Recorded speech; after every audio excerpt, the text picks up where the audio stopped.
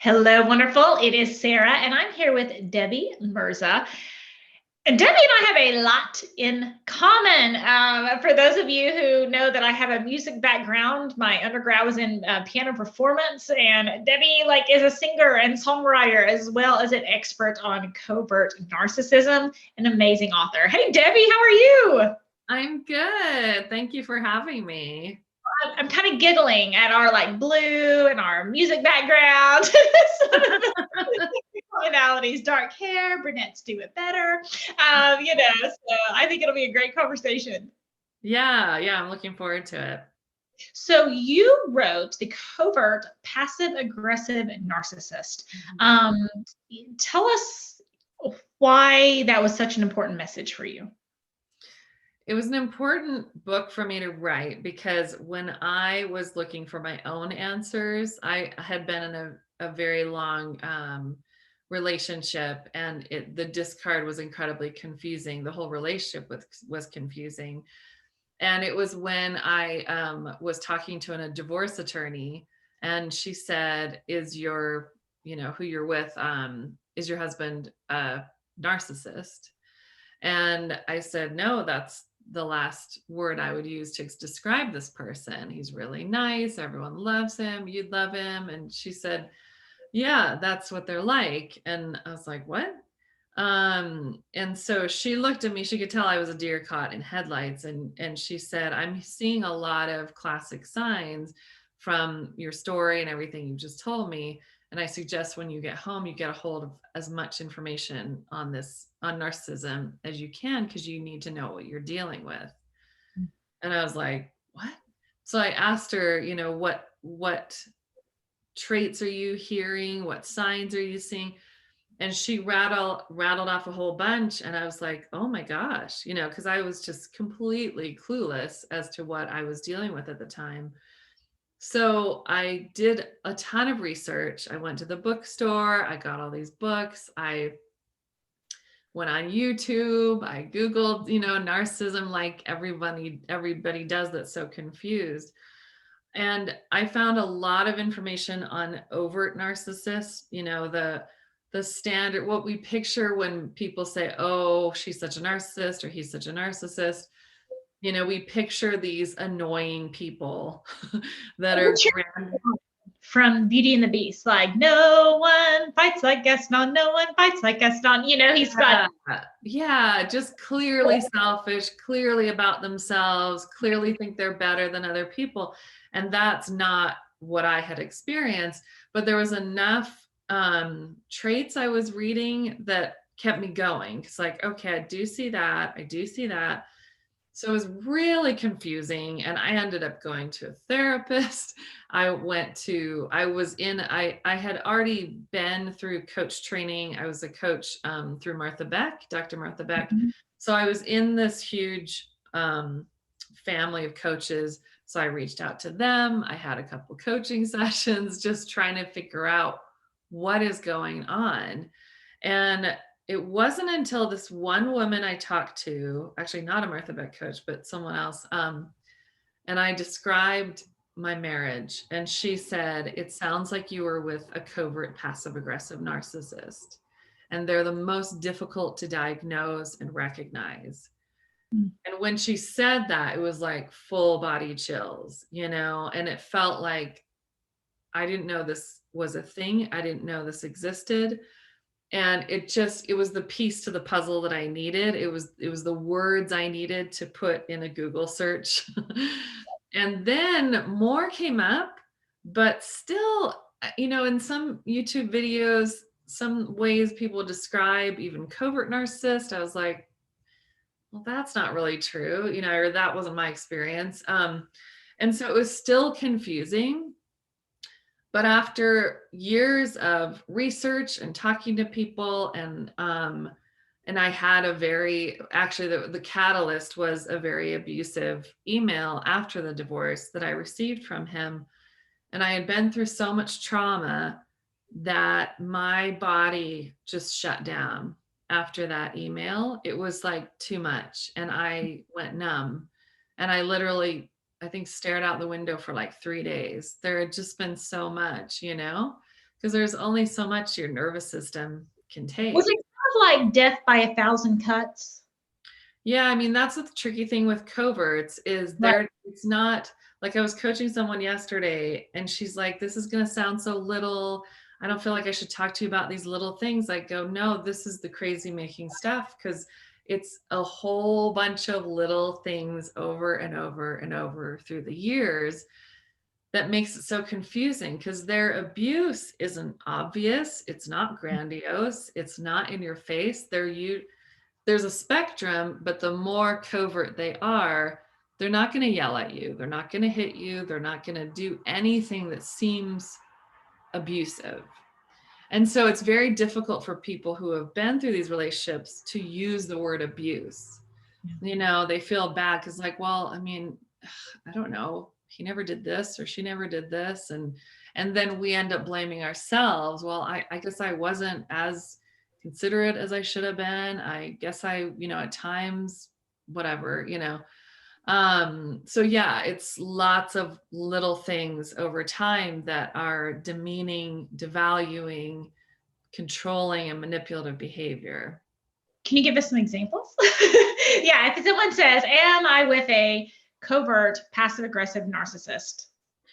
Definitely. Whoa. So one thing that you wouldn't think about, but is true of every single person that I've talked to, and in order to do the book, I wanted to make it really helpful. I didn't want to just make it about my story. So I interviewed over 100 people because I wanted to get a sense of all relationships and what this looks like. And across the board, one thing covert narcissists do is they sabotage any special day to you, whether that's a birthday or Christmas or Easter or Hanukkah or a vacation you've been looking forward to, Mother's Day, Father's Day, anniversaries. Any special day, they will sabotage, but not in an obvious way. So for instance, suddenly Christmas morning, they feel depressed, you know, for no reason. They just feel sad and depressed. And because a lot of them will use emotions to control. And their main thing is to get you to put your energy and your focus onto them. So out of the blue, I always giggle about that, right? Because it's like, you know, why would Christmas be about Jesus when it could be about your husband, right? I mean, it's just, it's so silly. Yeah. You know, but or Easter, what Mother's Day? Why would Mother's Day be about the mother? Well, it should be about you, right? Right. Yeah. Or on your birthday, they might spend a lot of money and stress you out because they know you're stressed about money, you know, for something you don't even love. Or they give you a gift that's just like has nothing to do with who you are, you know, and that's again where people feel like, what's up? A bag of groceries. Oh, it's your favorite chips. Yeah, it's a bag of groceries for my birthday. What? Yeah. And that's what also makes you feel like, oh, I'm just being selfish. I should be grateful. Right. Right. Yes. Yeah. Or like at the end of the day, they'll be like, I'm just feeling sad because it just feels like you don't really appreciate what I do for you. And you're like, oh gosh, you know, I do. I feel terrible. What did I do? So they get you like spinning on your birthday. So they sabotage special days, I would say, is one thing. Mm-hmm. And that could be job interviews, right? You that know, could be like, yeah, you could be starting a business and they sabotage that. Anything that puts you in the spotlight, they're not a fan of. Have you seen that with kids too? Like not, you know, if it's the son's baseball home run championship and he wins, it still becomes about the toxic person. Yeah. Oh, always. Yeah. And with kids, it's like if you have a mom or a dad who's a covert narcissist, they'll give you advice that on the surface, you feel like you can't find any fault to it, but you feel disempowered. You end up feeling like something's wrong with you. You don't have what it takes. The world is scary. I can't trust myself. There's something, you know. So you know, they'll come to you and approach you in ways that seem really nice. Like, hey, I just wanted to point out to you, you know, next time you might want to, and just the way they say it and what they say is so destructive to the child and puts beliefs about themselves, you know, in their mind. And it's really, it's horrific, the type of parents. And they're confusing as parents too, because they can be really good when the kids are young. Because when the kids are at the age where they're like, mommy, daddy, and they're all excited about you and you're their hero, that works for a narcissist. Right. But as soon as a child starts having their own opinions and maybe disagreeing, or, you know, you're not their hero anymore, they start to fall away, the parents who are covert narcissists, and they start to become less involved. Although never to the public eye, because they Never to the public eye. I was trying to describe this to my husband, and I was saying, no, they think of their children as like an extension of themselves, like an arm. So they're not their own person. Like there's no concept of like, you might like something I don't like, or you might have a different opinion than me, because that's just like, it's the child's job to be the extension of the parent and make them look good, right? Mm-hmm. Yeah, and they'll put way too much on their kids. Like if if they're passionate about something, they'll be frustrated with their teenager who isn't equally passionate about what they're passionate about. Yeah, it's just, they're very emotionally immature. Oh yeah. Oh yeah. Yeah. Which is hard to see, because if, you know, say there's a, you know, a father who's an artist and he wants his teenager to be passionate about art, and he's like taking her to art shows and doing all this stuff, and like, oh look, I'm giving you the world. But the daughter wants to play soccer. Mm-hmm.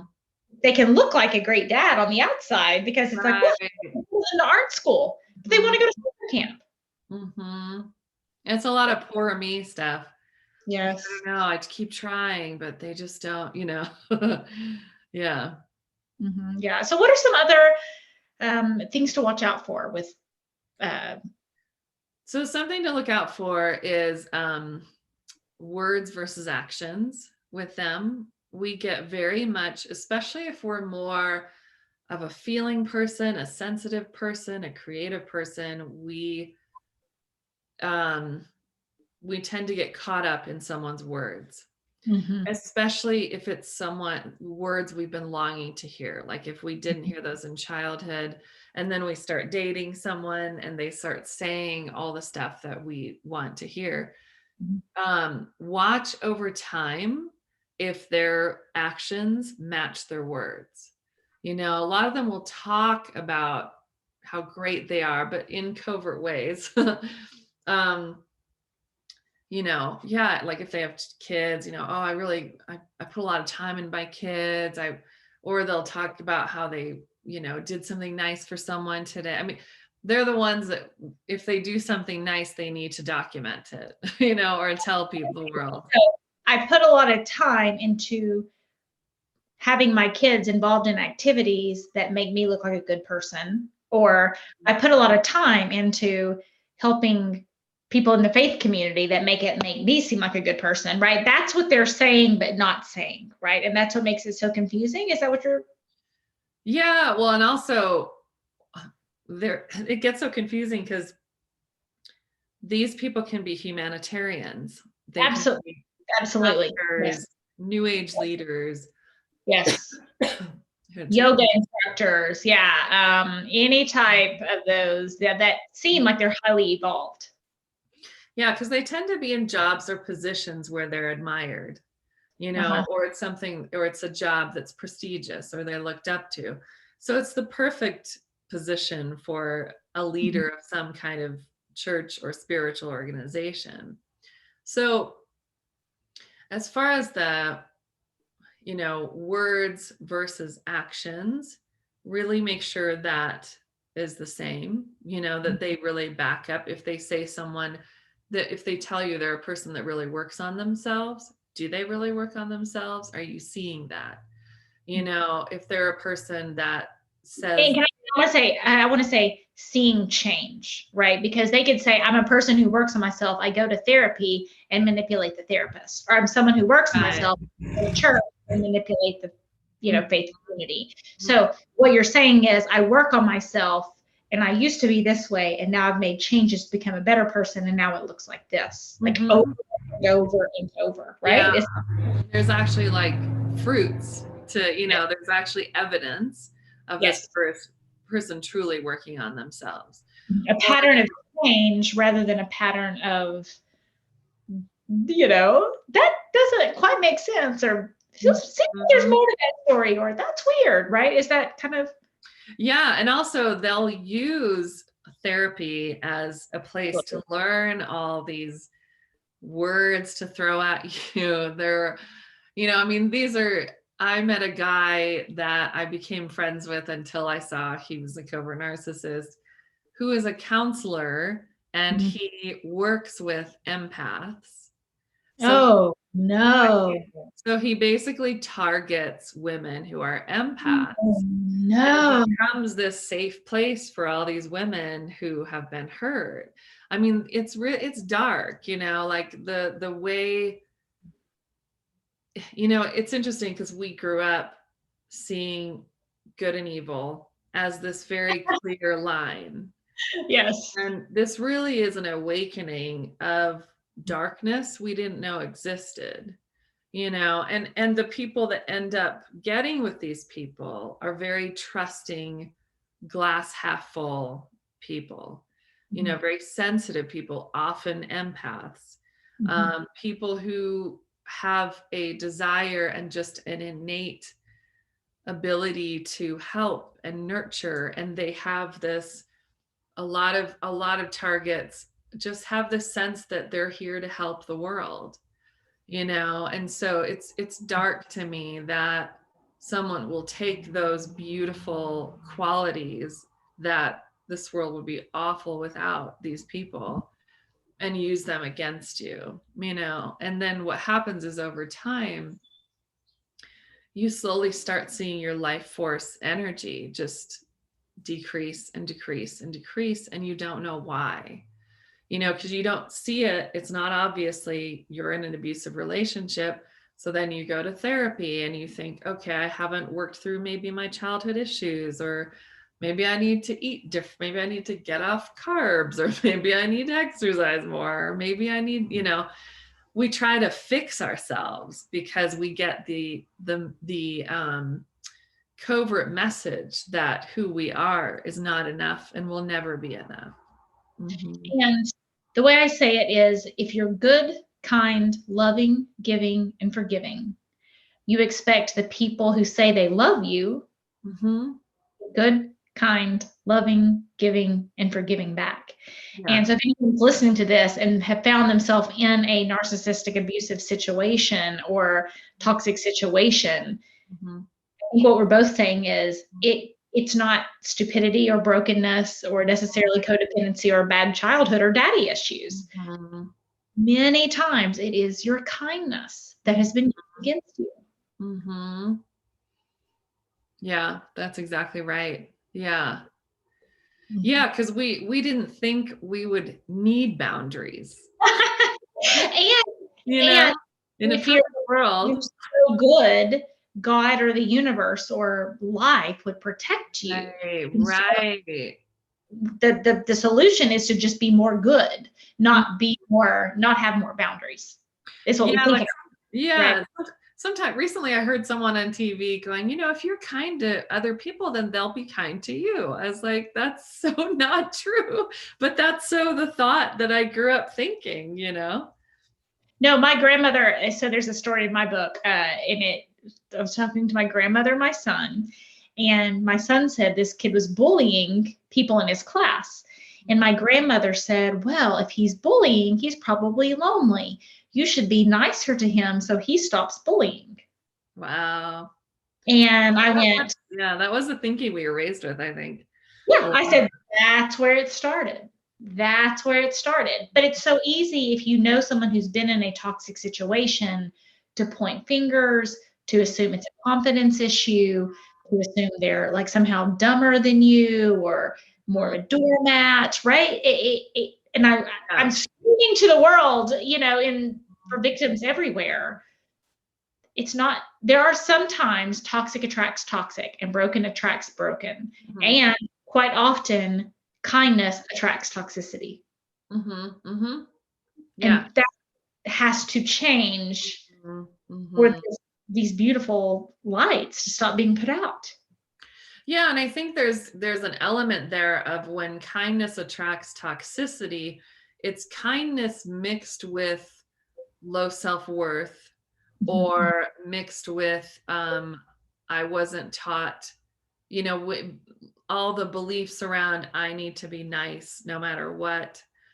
You know, so kind of this mixture of growing up, not learning that boundaries were good and we need them. And also just not having a picture of what real love looks like. I mean, oftentimes we end up in these relationships because we experienced some type of, you know, semblance of it growing up. Even if it wasn't full-blown narcissism, maybe we grew up with a parent that didn't have gave of themselves and didn't have boundaries. So we learned that's how to be. Yeah. Maybe we had someone that raised us that was lower on the spectrum, but they did things like they would, you know, not acknowledge their own issues, but they would project them onto you, you know, and so you learned the dance of taking someone else's responsibility. So then when you meet someone who does that to you, there's kind of this weird unconscious comfortable feeling because it's familiar. You know what to do with that.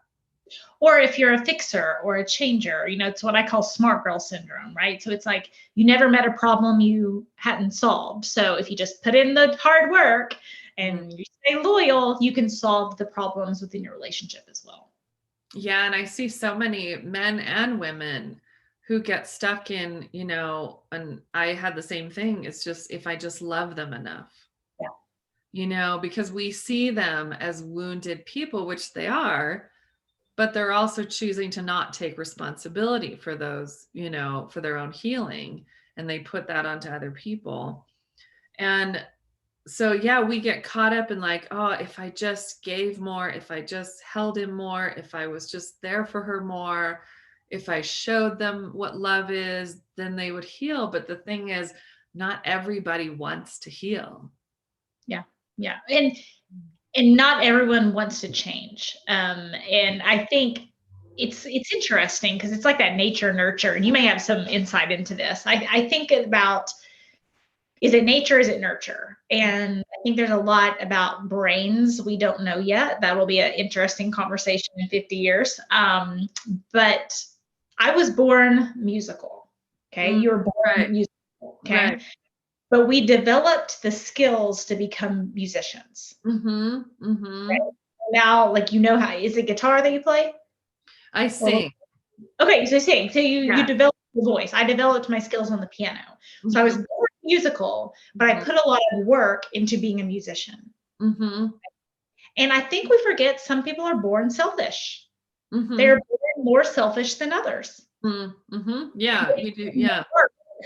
To learn manipulation. They put in the work to become master manipulators so they can always get their way. Right? So not only do they don't even think about it as they want to heal. They're thinking about it as, I'm getting my way. Why would I give that up? Yeah. Right? Yeah. And it's, if you're a good, kind, loving, giving person, it's like, why would anyone think that way? I mean, it's just, why are people this way? Is that what you see a lot with yourself and with your ladies? Yeah, it's almost like I've talked to friends, like sometimes you feel like you came from a different planet that was full of love and you came to this one and you're like, I'm confused. You know, because I've felt that way my whole life, even as a kid. And I think a lot of us do, a lot of us that end up with narcissists feel this, just this confusion. I don't understand. how people could be mean. I don't understand why people behave the way they do. It's like this, sometimes it feels like this foreign land, and yeah. And so it is interesting because it's true. And you see it in kids very young. You see some that are just more naturally self-focused and others who are more, my daughter, when she was 3, we were in line at Costco and she was sitting in the cart and there was someone in front of us checking out. They're about to check out. And my daughter said quietly to me, 3 years old, she said, "Mommy, why is that lady sad?" And I was like, "What lady?" The lady behind her. And that lady turned around. She's like, "I can't believe she picked that up, that she was feeling so much sadness right there." And my daughter wasn't even facing the lady. She could just feel it, So there's some of us that just came into this world already so sensitive and so intuitive, and then if we were raised with narcissists, we learned to shut that down, that was too sensitive, that was too dramatic, whatever. But yeah, it is interesting. Yeah, my son, he was at tennis and he was playing against this like child much younger than him, but she's like an incredible tennis player. I mean, just like incredible. And he was like, "Well," I said, "Why were you playing so badly?" And he goes, "Well, she's really good. I didn't want her to quit. So I just threw the game so that she could feel good about herself." And I'm just like, "Oh, isn't that interesting?" He's just so nice. I was like, "Well, don't do that anymore." But, so sweet, and then other situations are not, but he could choose. We all choose who we're going to be. But I do think it's important because people are like, why are they this way? Right. And I do think it's important. That's my new favorite example.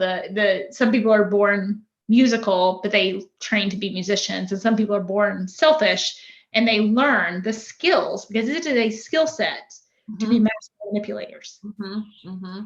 Is really what's happening with covert narcissism, right? Yeah, true. Yeah.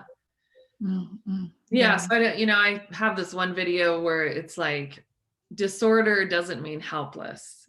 Just because it's called narcissistic personality disorder, it's not like they have something wrong with their brain. It's different than like bipolar and things like that. And it's in a different, class in the DSM because of that.